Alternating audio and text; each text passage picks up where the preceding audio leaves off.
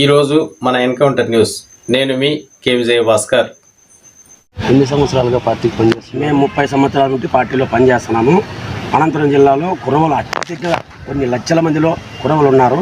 అందుకు కాబట్టి కురవలకు MLA seat ఇచ్చి మంత్రి పదవి వీళ్ళని మేము ఆశిస్తూ ఎమ్మెల్యే అనంతపురం జిల్లాలో బీకే పార్థసారథి గారికి ఎమ్మెల్యే టికెట్ ఇస్తే కురవలు ఎన్ని కుటుంబానికి ఇన్ని 20, 30, 100, 150 బోర్లు అమ్మి కాల్చిన బీకే పార్థసారథి గారిని ఎమ్మెల్యే చేసుకుంటామనే అభిప్రాయంతో చంద్రబాబు నాయుడిని రిక్వెస్ట్గా కోరుకుంటున్నాము.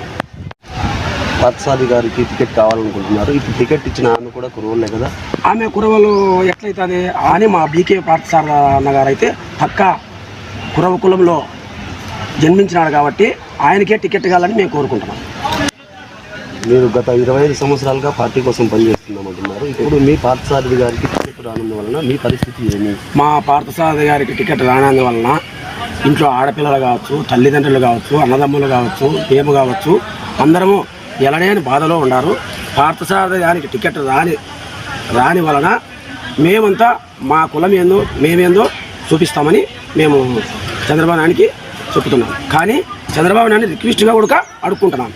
ఈయన పక్షంలో మాదేందో మేము చూపిస్తాం. నా పేరు కే శిల్ప, మా ఊరు రాచూరు. మాకు 150 గొర్రెలు ఉన్నాయి.